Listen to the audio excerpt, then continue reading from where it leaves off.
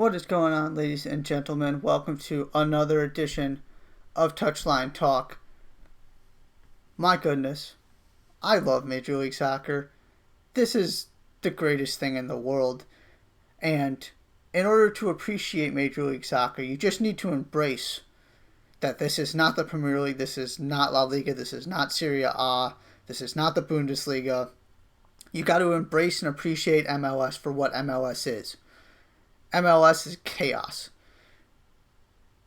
It's unpredictable. It's just pure entertainment, and that's why I love this league so much. I'm not trying to pretend that it's anywhere near the level of these top 5 leagues and even other European leagues. For example, the Eredivisie in the Netherlands or something like that with Ajax. It's nowhere near that, and that's okay. We gotta, like I said, we gotta embrace it for what it is. And what it is what happened last night between Vancouver and San Jose, and what is currently happening between Cincinnati and Atlanta. We'll start with that right there since it's happening as we speak. Cincinnati was atrociously bad against Columbus. We talked about it. It was just a mess. And all of a sudden, they're up against Atlanta, and Atlanta's playing a man down because they got a red card in the first half.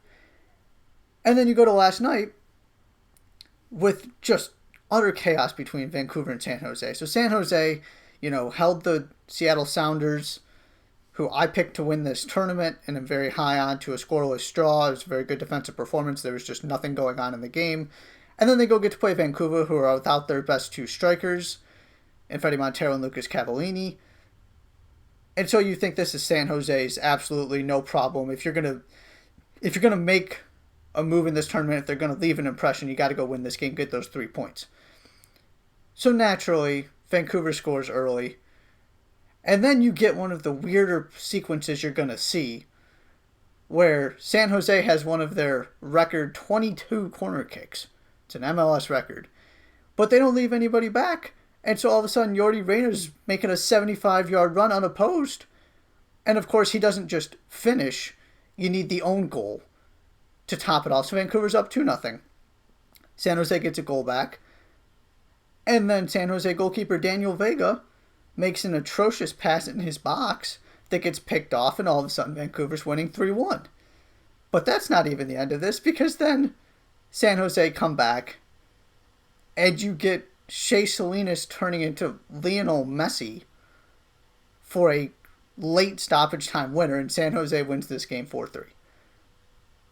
That is MLS at its peak.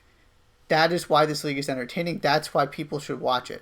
You gotta understand and acknowledge what it is and not try and make it something it's not.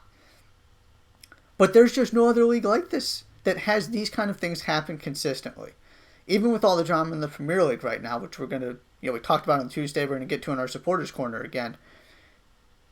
It's just the strange, inexplicable things that happen in this league set it apart from every other league in the world.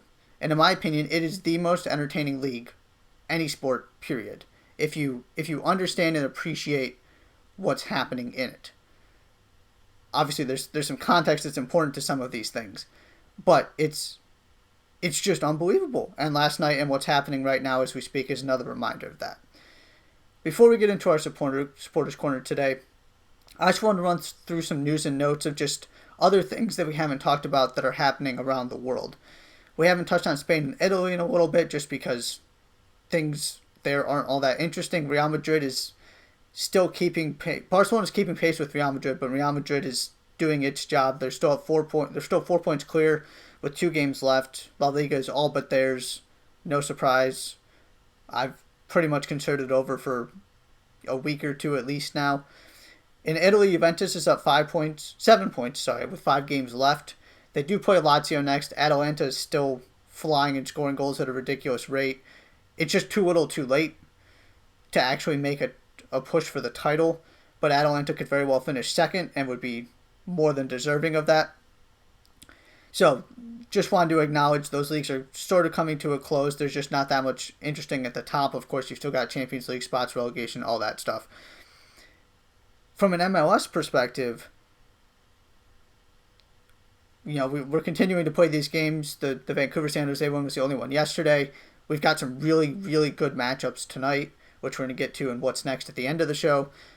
But the one thing I wanted to point out is that there are two teams who have already clinched their spot in the knockout round in Group A. That's the Philadelphia Union and Orlando City.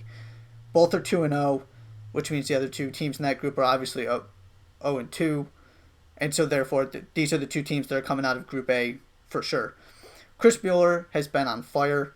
He's scoring at will for Orlando right now, and he's getting to start, which is something we talked about in the preview on this show, that he's always been good since he sort of got his rhythm and was able to transition into Major League Soccer coming from the college level.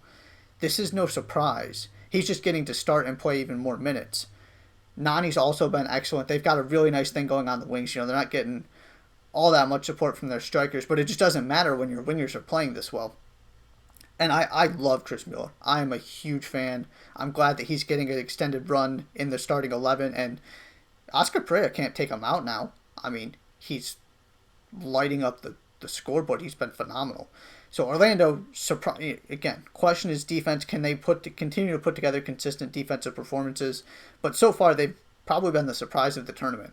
I mean, they are absolutely deserving of going through. And for a team that just hasn't had a lot to be excited about since it got formed, other than signings, this is probably the best rendition. Again, it's still early. We'll see what happens, but I'm almost at the point where I'm saying this is already the best Orlando team in the club's short history. So very good for them. Huge fan of Oscar Pereira as well. I really liked that hire. I think he sort of got a raw deal in Dallas. He is absolutely one of the better coaches in this league, and you're seeing it. From Philly's perspective, not shocking they were able to beat Inter Miami. It was not the best performance in the world, but we talked about it again. It's sort of the reverse happened to Inter Miami in a sense. One of the things I said is, okay, so if Philly scores an early goal, how does Inter Miami respond? Sure enough, Philly gets the early goal. Inter Miami gets one back and is playing, again, another decent performance. They're never out of games. They never look like they don't belong. But then Philly lights them up with a terrific counter-attack, highlighted by a phenomenal dummy from Jamiro Montero, and then a great pass and just an intelligent decision by Brendan Aronson, who is still a teenager and is on his way to Europe at this point. Maybe not in the next year or two, but soon. To actually attack that defender and make that defender commit, understanding that he had a runner in Kasper Shabilko on the other side of the field. It was just a very intelligent play. Shabilko finishes. And Brendan Aronson has been really, really good this tournament. It's one of the questions I've had about this team when I talk about do they have the talent to actually win this tournament. A lot of it has to do with that number 10 spot. It's not that Aronson has been bad since he's gotten that starting job. And obviously he's got all kinds of potential and is technically very good. It's just when you're comparing him to Nani or Pity Martinez in Atlanta or Nico Ladero, or you go down the list, Diego Valerio, Sebastian Blanco in Portland. Obviously LAFC, your Christian Pavon with the LA Galaxy. Is he enough as your primary creative force to compete with the big boys in this league? I'm still not sure that he is, but so far he's proven that he's doing enough for this team. He's been really good. Wanted to highlight him as well, that this Union team is for real. Last year was no fluke. You're seeing it again. They haven't even been at their absolute best, but it's been good enough, and they are hard to beat, fun to watch. So wanted to point those two things out from Group A, just because now they get to play each other to see who wins the group, and obviously it still counts as a regular season game as well. So it's not like everybody's going to be rested and you're just waiting for the knockout round. That game between these two teams is going to be fun, and it's more interesting now considering what's happened. So that's Group A, that's MLS. On the European scale, sort of broadly, the International Football Association Board voted to extend the 5 substitute rule through July 31st, 2021. So basically for next season. Again, the IFAB doesn't require or have any say in whether it actually happens. This is about providing the choice to leagues and competitions. So what this means is you're going to see 5 substitutes again next season in the top 5 leagues and across the European leagues. Yes, it of course it benefits your Manchester Cities who have ridiculously deep squads, and it hurts your Burnleys who are trying to put a full bench together, and it usually includes two goalkeepers. This gives those bigger clubs that have all of these players that you can throw out there that sort of aren't a drop off in talent an advantage because you get to utilize five of them. It's the question becomes, do you implement this moving forward permanently?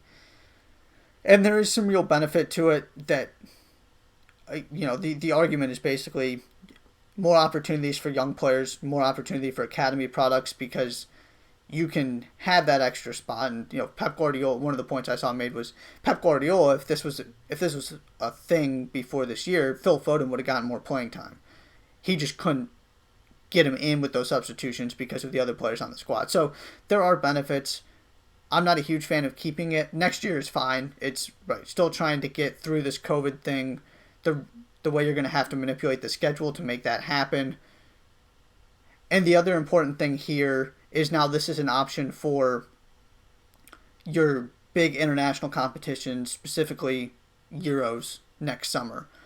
That this is the IFAB is providing them with a choice whether they're going to use this or not, which would be interesting to, again, a test of what teams have depth, and is it a real, of course, your top teams, your France's, your Germany's, go on, down the list, are absolutely loaded. But are there other teams that have depth but maybe not that top end talent that this could help because you feel good about the substitutes you're bringing in? If UEFA actually decides to go through with this for the Euro. So, not a shock. I've got no problem with it whatsoever. My issue is more, if you're going to keep this long term, then it needs to be announced so that teams have a year to prep for it and you can build your squad accordingly. So maybe you're not going out and getting another high-priced player. Maybe you're getting a couple more depth pieces that you feel like can make a difference off the bench. Because it absolutely changes your approach and changes the way you're thinking about this from a man management standpoint and a tactical standpoint and how you want to handle a game. So I don't really have strong feelings either way. I don't hate it. I also don't love it. But next year is totally fine.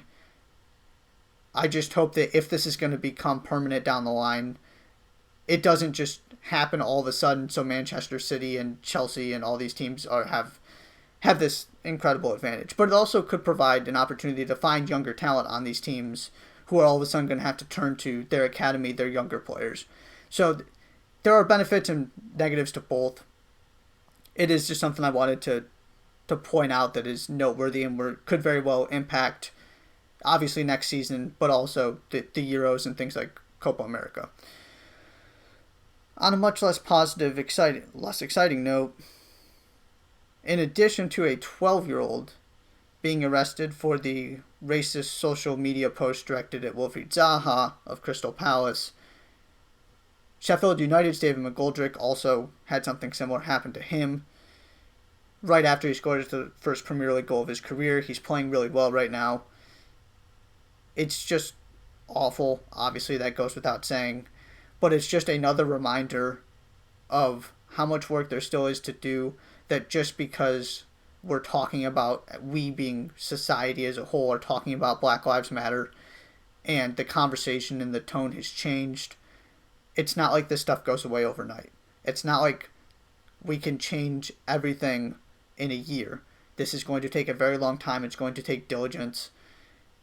And it's going to take continuing to just persist and build this generation after generation. This is a 12-year-old who was racially abusing Wilfried Zaha. 12. This is not a generational thing where in 20 years, just because the demographics of the world look different, racism is going to go away. That's, probably a fairly obvious statement, but wanted to say it anyway. It's got to be every single day. We can't turn a blind eye to it. We can't think that all of a sudden, because we're talking more and things are happening, that it's solved, that this isn't a problem that is going to be better in 5 months. This is when you have so much, centuries put into creating the culture that we currently live in, it's not like that can just change overnight. You've got to undo all of the wrongs that we as society have done over centuries. And so it's just another very disappointing, poignant example of, yes, things are happening, that's great, but it's not like racism is no longer a thing, or that everybody's minds have been changed in the last couple months based on what's happened. That this is still very much an issue that confronts people of color every single day, that it's going to take all of us not only doing things like protesting or whatever it might be, but also just being aware of our own internal biases and the conversations that we have with people every single day. This is absolutely a team effort. So very disappointing. Wanted to definitely bring that up, that we've had a couple more incidents, unfortunately, in England. Speaking of England, a couple other things I wanted to highlight before we go to break. Wigan, who, as we talked about on the show before, is in administration due to financial difficulties and a whole slew of things, might actually be able to stay in the championship. They put together an incredible run, and I talked about when we talked about administration that they had been in great form right before that. They just thumped Hull City 8-0. It was 7-0 at halftime. And there's a real chance, of course they still got to finish their season, but if they continue to play this way, they're going to probably have more than a 12-point gap between them and the first team in the relegation zone, which means they stay up, even with their penalty, which is just incredible and a testament to what this team has been able to do and their togetherness and just their refusal to quit. So good for Wigan. You just got to hope that they figure things out on the administrative level and can get back to just focusing on making their team better and being in the championship. Other championship thing I wanted to mention. I'm not going to jinx it, because it has not happened yet, but Leeds United is on the verge of returning to the Premier League. If this happens, and they can take another huge step with a win against a very bad team in Brentford, I believe. I'm going to double check that during break. But they've got a real opportunity here. They just need to finish strong, and then they're automatically promoted. If this happens, we will be talking about why every single soccer fan, every single Premier League fan, regardless of whether you are a Manchester United fan or a Man City fan or whatever it might be, everybody should be excited for the return of Leeds United. It is almost happening, but it is not there yet. They still have Marcelo Bielsa's team still has a little bit of work to do, but I wanted to highlight that because I'm absolutely thrilled, and we will explain just how significant this is if it happens. It's been a long time coming, not quite there yet, but Leeds United and West Brom for that matter as well are on track to be back automatically promoted to the Premier League next season, which is just incredibly exciting news. So definitely wanted to highlight some championship things and just sort of take a quick spin around the globe, if you will, and look at different things that are happening. We're going to take our first break. When we come back, we're going into the supporters corner, courtesy, and FC Cincinnati just finished off Atlanta United. More MLS, just chaos. This is just fantastic stuff. Can't say enough about how much I love this league and how unpredictable and entertaining it is. So good for Cincinnati. All of a sudden, things look a little bit different from them after that catastrophic first performance. So when we come back, going into the supporters corner, talking all things Spurs, following Harry Kane's performance and their win over Newcastle yesterday, and a little bit of top four, Manchester City ban being overturned for Champions League, all of that stuff. So you won't want to miss that. Don't go anywhere. You're watching Touchline Talk on 110 Sports.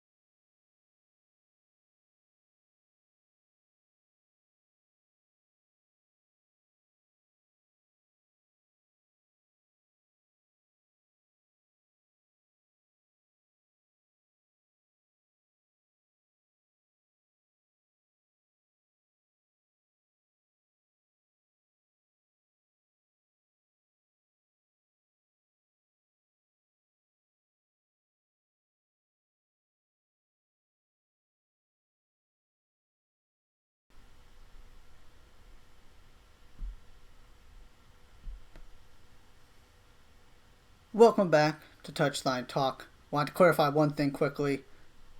I misspoke. Brentford is the team that's having a very good season, currently third in the championship. Barnsley is who leads playing this afternoon. By the time we're done, basically it'll be started. It's a noon Eastern kickoff.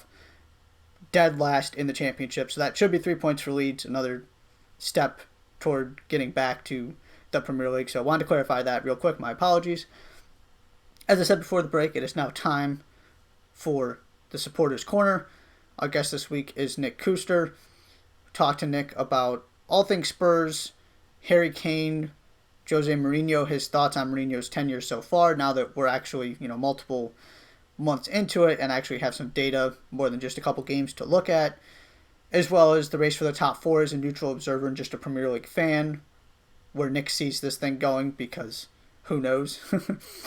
And, of course, most importantly, we started with the big news of the day, which is that Ted Lasso is making his return, courtesy of Apple Plus TV. So I wanted to get Nick's thoughts on that as well.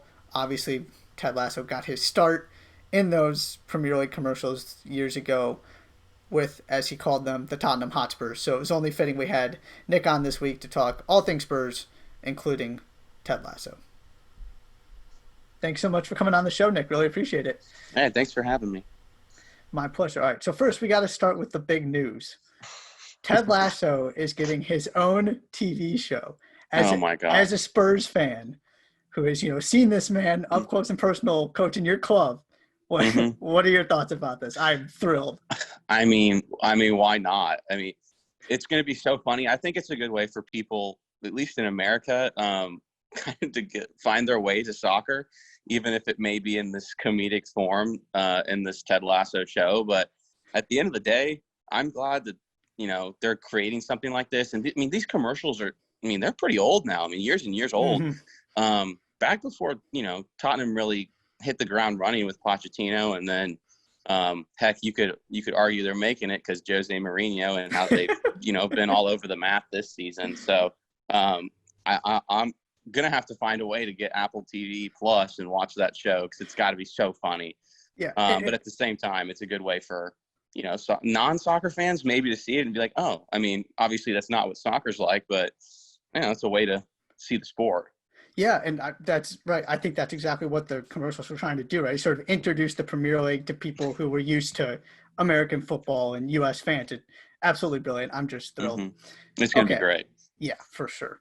So first thing I usually like to get to when we don't have important information like that to talk about is just sort of your background. So for you, how and when did you become a Spurs fan, get into soccer, get into the Premier League? Yeah, it was all thanks to my brother, actually. He played soccer throughout high school, and he and his friends would be the ones who follow the Premier League. And so as a brother who's just around throughout high school and college, I just happened to, watch a game here, watch a game there on a Saturday or Sunday morning when there's nothing to really do. And he was the one that liked Tottenham, and he, diehard fan now. And so just brotherly love, I guess. I just started watching Tottenham games with him, and that was who I'd watch first. And so, when everybody's across the pond, it's hard for me to, really get close to a team like I am with like the Colts or the Pacers here in Indy. So started watching Tottenham games, and then really started to follow them. And as crazy as it sounds, the FIFA video game was a way for me to start to learn everything about leagues and players and teams. And so then, I've been playing that before I would watch soccer because I always found it honestly boring. And, I think that's what a lot of people will say if they don't watch soccer is like, well, it's boring to watch. And, I could give you so many reasons why it's not, but it's fine. So then started watching Tottenham, and then before you know it, I'm tracking the Premier League.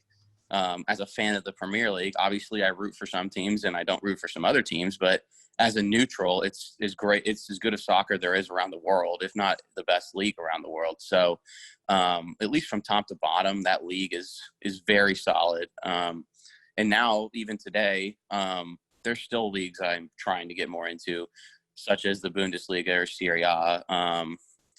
So with Tottenham, it's this season's been the first real test of a fan. At least when I started, because they were always, top 5, Europa League worst case, and then obviously last season was as great of a season as they've had in a long time, and so now this season's been up and down, but I'm still sticking with it. I have to, but all thanks to my brother and his friends, I guess. They all watched their Tottenham games together, and when we were getting older, in high school, I just watched Tottenham, and I'd be like, well, sure, I like this team. So that's where it all came from, and I'm still sticking with it. Well, that's awesome. Yeah, it's got to start somewhere. So you alluded to this season. String of better performances here, sort of coming out of the restart. You win a North London derby, which is always important. Yeah. So where are you sort of on where Spurs are at this moment? The better performances, albeit in a more disappointing context of the season overall, and how important is this late Europa League push for you to get into that top 7, top 6, and have European competition next year, even if it's not the Champions League? Yeah. First thing, as bad of a season it's been, you can still beat Arsenal. So, I can say I can still say something about that. There's obviously always going to be a period of change and adapting when a new guy comes in with a whole new system, especially with the caliber of Mourinho and what he's done in the past with other teams. And do I think the sacking of Pochettino was probably a little too harsh and a little too quick, which I think kind of threw the team off guard a bit. And you can see how they look, besides these past 2 wins, they look very lackluster. They don't almost look like there's not much energy there, and they're just kind of out there to play. And, if they lose, they lose. If they draw, they draw. If they win, they win. But these past 2 games with the Arsenal game a couple days ago, and then the Newcastle game, you all of a sudden have more than 1 goal, which is something that they haven't done in a while. I mean, Bournemouth, you put up 0 to a team that, gave up 5 to Manchester United the game before. And you couldn't even register more than like 1 or 2 shots on target in that game. So it's a struggle. And then with the possession, it's totally different, because under Pochettino, they'd have 60% possession a game. Under Mourinho, they have between 40 and 45. And that defense and that midfield, and the attack are not used to having the pressure and the defense that they used to have when they used to be the team on the front foot, for 80, 90 minutes a game. So it's this adjustment period that they're going through, and a tough time with the restart. And you can see it's a struggle. I think in terms of the table, they jump up. It's going to be hard to catch Wolves, because Wolves have just been hot all season, and they've been hot since the restart. And especially against their last win against Everton. I mean, that was easy. And then Manchester United is hot as anybody in the Premier League, so there's no catching them right now.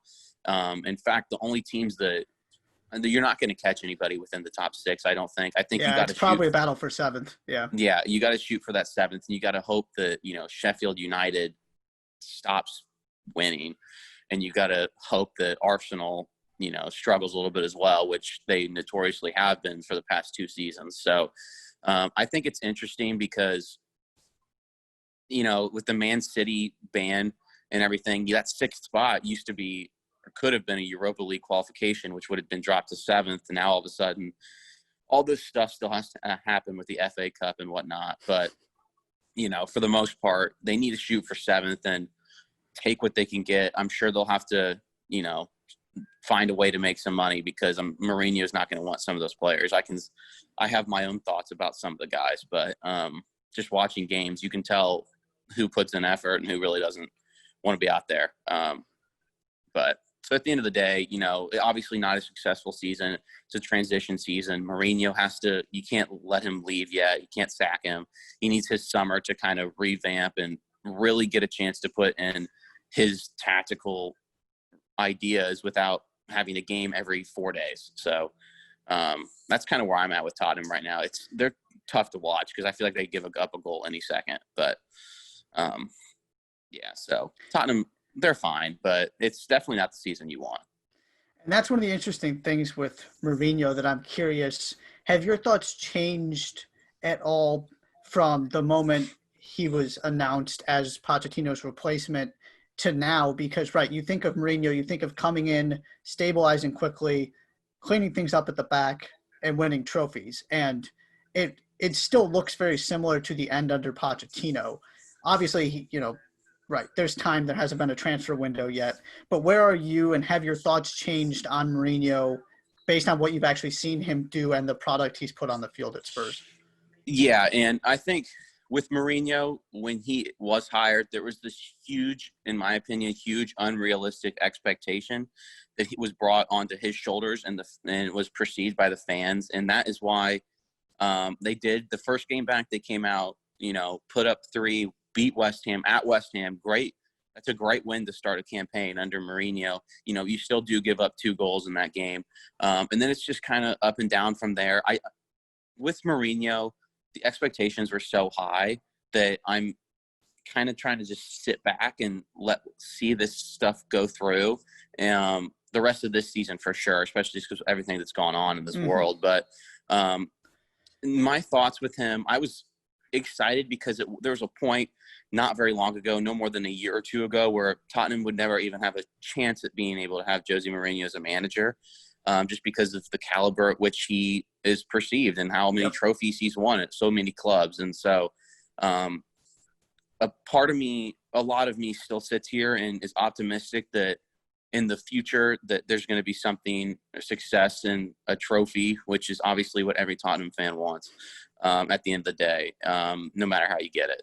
So my opinion is pretty much the same with him. I think it's hard for me to judge a manager off of X amount of games with a huge couple month period layoff right in between that. So next season will be a great judgment of where he really is as a manager.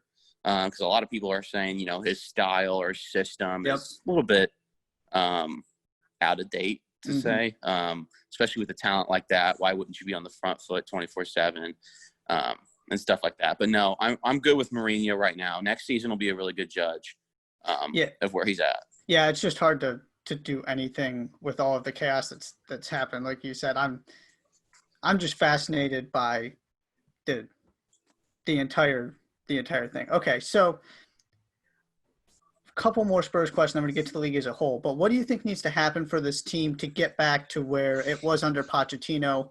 Maybe not even second, competing for a title, but consistently top 4 Champions League caliber. Yeah, for me, it's all about the defense. Right now, I get that they're not scoring many goals, but I think if you can hone up the defense and you're not going to give up mistakes and easy goals, then all of a sudden the offense can kind of be an aspect out of that. I think Serge Aurier at the right back, I think, is not very good. No offense to the kid, but he's giving up goal after goal after goal.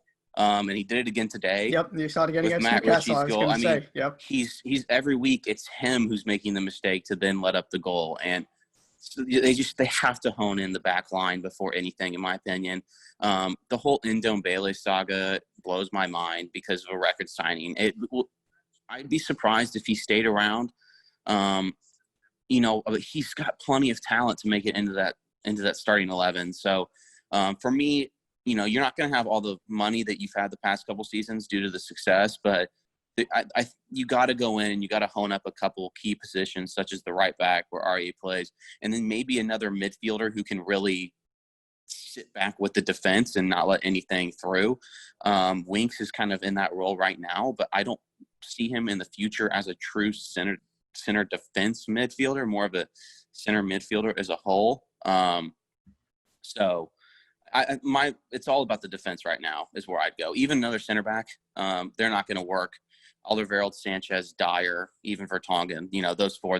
He's flipping the center backs every match. He doesn't know what works and what doesn't. So I think another center back, a right back, and all of a sudden, that puts a lot of pressure off the back line.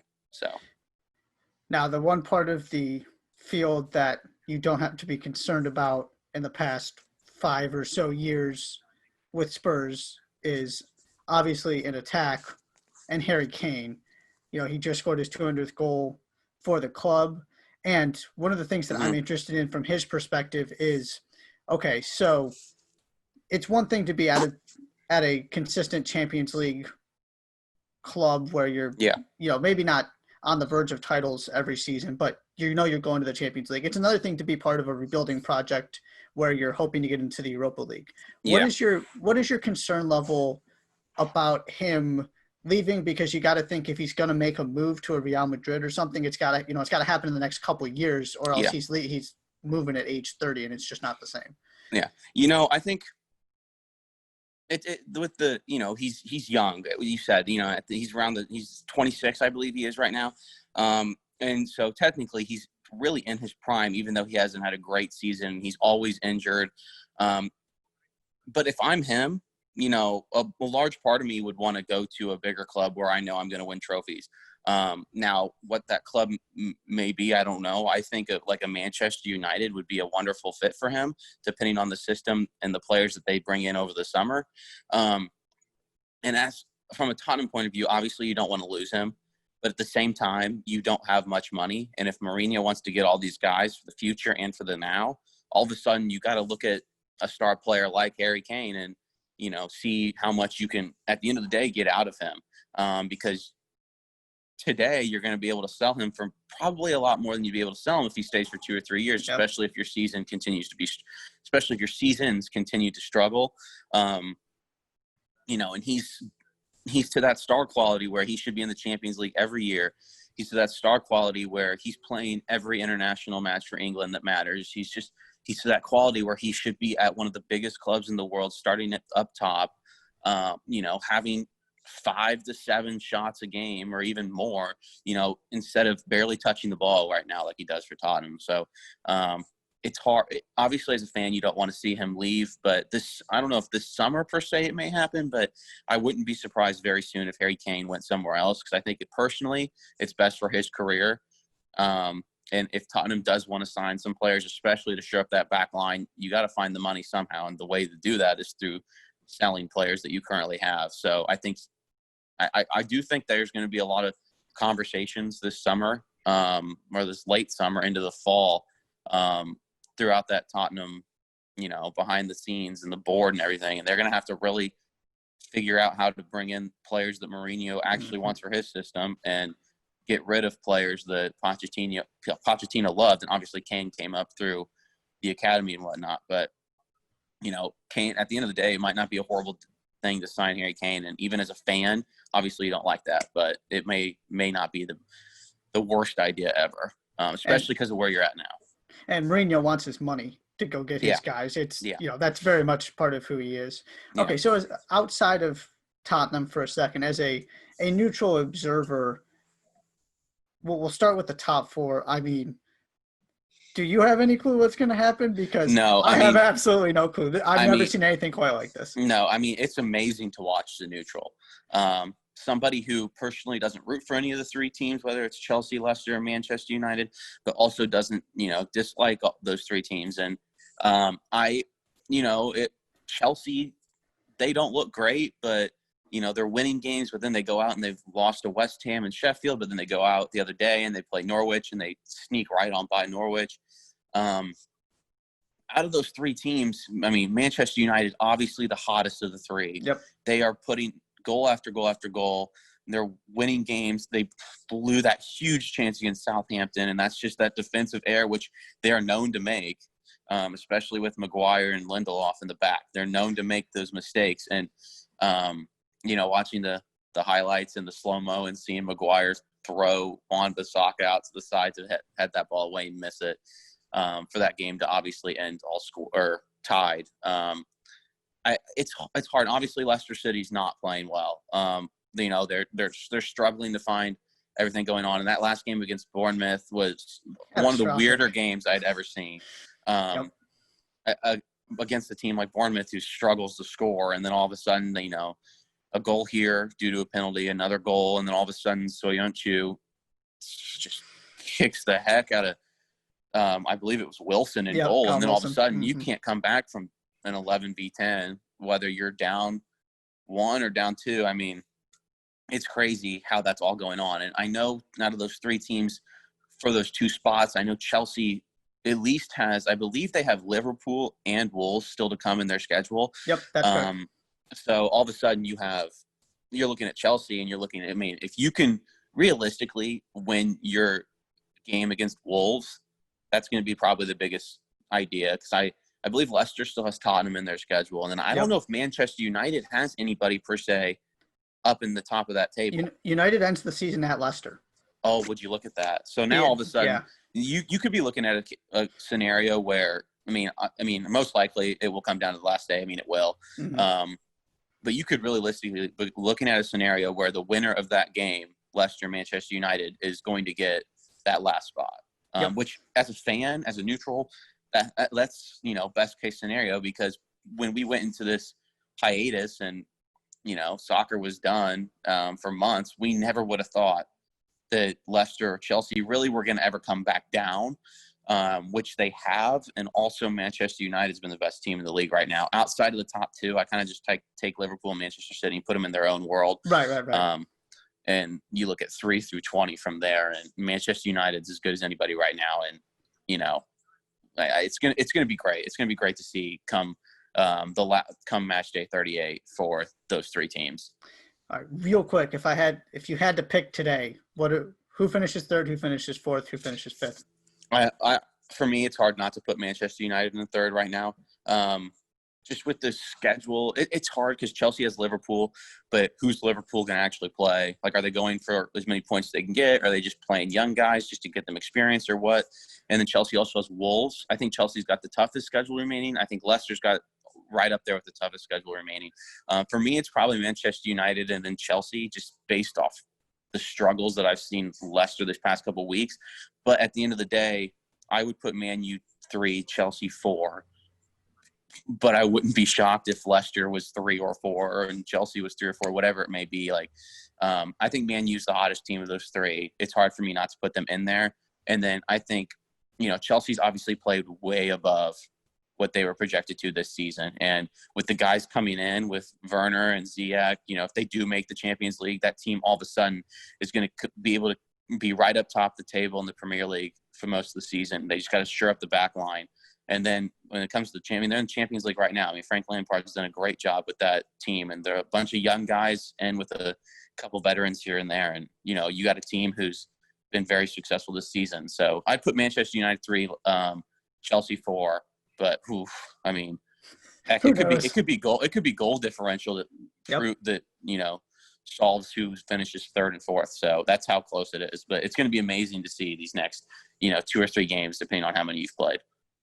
Yeah, I really think there's going to be one more twist. I just have no clue what it is. Yeah, for sure. I mean, you never know. I mean, I hope it's Man U Leicester, and I hope that's the matchup that determines maybe the last spot. Or, you know, Chelsea played Wolves that same day, or that match day 38, and, you know, Wolves are in 6, and who knows what happens if, you know, all of a sudden Wolves jump up after match day 37. I don't know. It's crazy, but it's going to be amazing to see these last 2 games. And the last thing, your thoughts on Manchester City getting this UCL ban overturned? Are you surprised?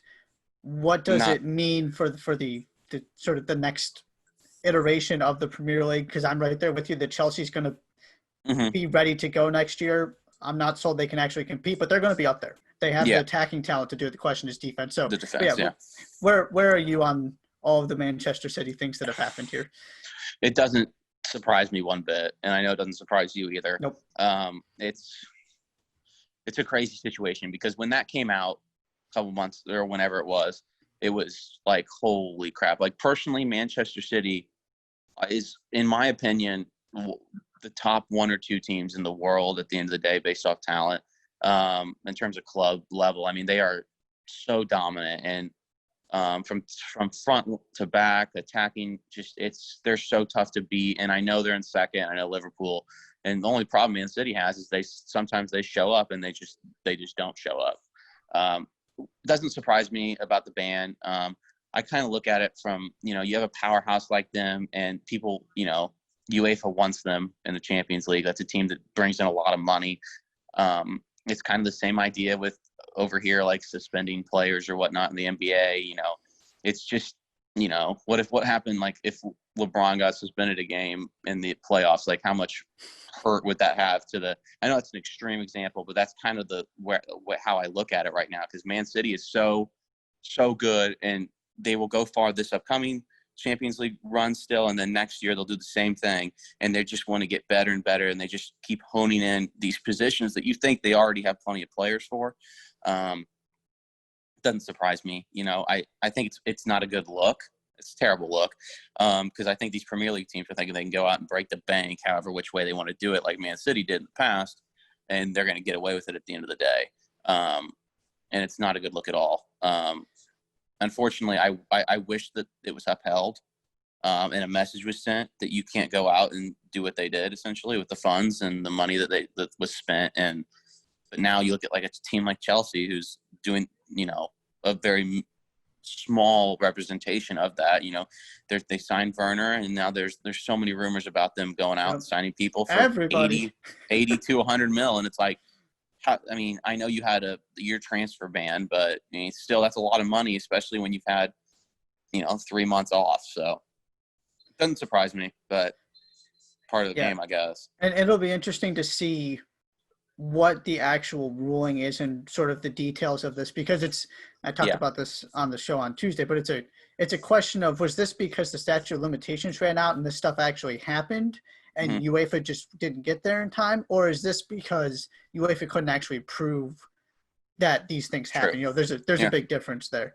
I know it'll be interesting to see what they come out with, because as a fan, obviously we know very little, and all we think about is, oh my God, did you actually just overturn that? Do they actually just win their appeal? But it'll be interesting to see the reasoning behind everything. All right. Well, thank you so much, Nick. Really appreciate you taking the time. Thank you for having me. And thanks again to Nick for coming on. Really enjoyed that conversation. Always fun to talk Ted Lasso, talk Spurs, talk top four from a neutral observer perspective. There's no Arsenal there. So it's just another person following the Premier League, get that sort of outside perspective on it. And of course, it was also nice timing, both with Spurs up and down. I've wanted to have Nick on since I started this show, but it was trying to figure out the right moment, and Barcelona things happened, and so just trying to sort of figure out who needs to go when in terms of the clubs that we're going to focus on that particular week in the Supporters Corner. But again, thank you to Nick so much. Really appreciate it. Enjoyed that conversation. Definitely check out the Ted Lasso trailer. It's going to be sensational. Cannot wait. We're taking another break. When we come back, we're going to do what we always do at the end of the show, our What's Next segment, taking a look at sort of what's going to happen, especially over this weekend, FA Cup, all kinds of things. The NWSL Challenge Cup resumes with the knockout stage. We'll cover all of that next. You're watching Touchline Talk on 110 Sports.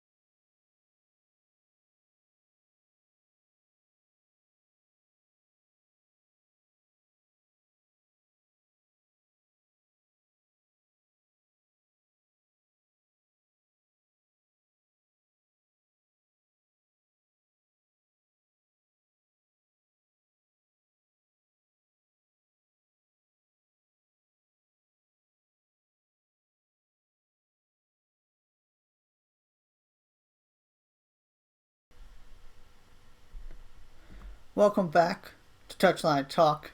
Here for our final segment, What's Next?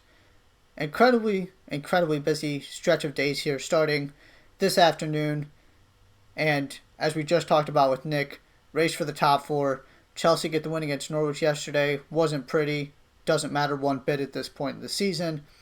And then you've got this afternoon Leicester City, Sheffield United, Manchester United, Crystal Palace. What does Leicester do without Seonju? They may or may not have this combination of Ben Chilwell, James Maddison, Mark Albrighton. Sounds less positive, or less good news than bad news. Sort of it's on the easiest way to say it, unlikely to play. But there's a chance. Again, they need all hands on deck. How do they respond? How does Brendan Rodgers have his team?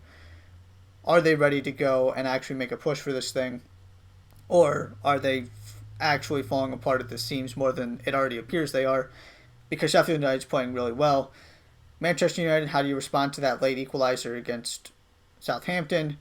Crystal Palace has not put together the greatest set of performances recently. This is a game United should win. And whoever comes out, Leicester maintains fourth, probably based on goal differential if they win, unless Manchester United actually absolutely thumps Crystal Palace. Well, Leicester drops points. Manchester United wins this game. Manchester United moves into fourth. It's going to be a phenomenal finish. Again, these two teams play each other at the end of the season, so really you just got to keep it within 3 points and hope that you're in a position to play yourself in. Leicester still controls its own destiny, but that doesn't exactly mean all that much if you can't put the performances together, and they haven't been able to do that recently. MLS wise, Montreal Toronto. I'm super excited for this game. Toronto, can you pick up from the disappointment of dropping 2 points up a man? 4 points from 2 games is not by any means a problem for this team. But all of a sudden, if you lose this one, then you're looking at 1 point that's really a loss in terms of how the game went from 2. And you start to wonder if maybe Toronto is falling into the same trap that Seattle is, of just not being able to be ready to go at the beginning of this tournament. And Montreal, again, I really like what Thierry Henry's doing. I'm a pretty big fan of this roster.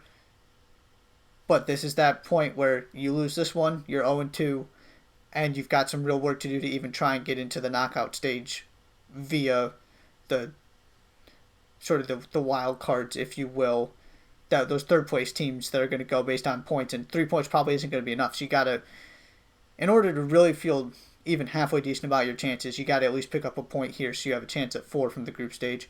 And then the nightcap, Columbus, New York Red Bulls, both won the first game. Columbus looked great against Cincinnati. New York looked pretty good against Atlanta. This is going to be fun. I'm excited to see whether New York is the real deal, what that strike force looks like, because they were decent last year, but they weren't great. And they really haven't been great since Jesse Marsch left. So what is the ceiling of this team? I think that's one of the big questions. Columbus, again, I love this team. I love this roster. I buy into Caleb Porter. Are they the real deal? Can they actually go and win this tournament? Red Bull is always a good test for teams like that because you know what you're going to get. You know that they're going to come to play. They have a very clear, defined style. They know what they want to do. So it's a nice test for Columbus. These are just 2 really, really good games today that you can't ask for much more on a Thursday night from MLS's back than these 2. Then we get to Friday with a very intriguing West Ham Watford. These teams are both 3 points ahead of Bournemouth to stay safe. They're the last 2 teams safe from relegation right now. So what this basically means is Bournemouth again lost to Manchester City yesterday.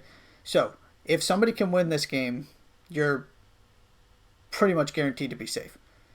But if somebody loses, Bournemouth is still within striking distance, just 1 game, 1 win. Of course, they're running out of time. But this is absolutely massive. And if they both take a point here, then Bournemouth has an incredible amount of work to do. So neither would be upset about that result either. But if you can get the 3 points, you put yourself in excellent position to stay up. Both teams have been playing better recently, particularly West Ham. So this is one of those games that gets me really excited. I love the relegation battle and just seeing how these teams can pull it out or whether they continue to struggle, all this stuff. So very intriguing West Ham Watford. MLS wise, Real Salt Lake, Minnesota. I picked this as the game of the day. Two teams that won their first game. Minnesota hasn't lost all season. But Minnesota, again, has some questions roster-wise, especially with Iko Para not being there. And for Real Salt Lake, sort of similar to New York Red Bulls, what is the ceiling? They were good last year, but can they really take it to that next step where they're legitimate contenders for making it to, the semifinals of this tournament and competing for MLS Cup and those kind of things? So, good starts to the tournament for both these teams. Minnesota sort of came back and snuck a win that they didn't deserve. Can they put together a good, solid 90-minute performance and look like one of the better teams in this competition? So, interesting matchup there. And then we get to the NWSL. So, your 1 seed North Carolina Courage and 8 seed Portland Thorns. Portland is not the worst team in this league by any stretch of the imagination. They just didn't have a great group stage. Becky Sauerbrunn has not been playing with an injury, but this is still a team that has Lindsey Horan on it, in addition to multiple other well-recognized figures. As a neutral, this is the kind of game you want to see North Carolina play in the quarterfinals, because that means they're going to get tested from the beginning of the knockout stage. There is no give me here. And then Houston Dash, Utah Royals. This is the 4-5, so the winner of these two games play each other. Houston was one of the surprising teams in this tournament. Utah also put together some pretty good performances, especially with Amy Rodriguez leading that attack. That game has a potential to be very exciting, high scoring. So some nice matchups there in the NWSL. And then we get to Sunday, where FA Cup, Manchester United, Chelsea. The other semifinal is, sorry, I'm blanking on it, but this is one of your FA Cup semifinals, and then you've got Spurs, Leicester City, and then MLS wise, Chicago, San Jose, Seattle, Vancouver. Arsenal, Man City is the other FA Cup semifinal. Sorry. So you've got, big clubs left and right from the FA Cup perspective here, which is incredibly exciting. The other important thing to note is that for Arsenal, and you heard Nick allude to this indirectly during our conversation, if Arsenal wins the FA Cup, that means Arsenal automatically qualifies for the Europa League, which means the 7th place team does not, which could very well be Sheffield United, could very well be Spurs. If Arsenal doesn't make it through, then these other three teams have already clinched European competition or are on the verge of doing so, which opens up 7th for a Europa League spot. So anybody trying to get into Europe is cheering for Arsenal to lose.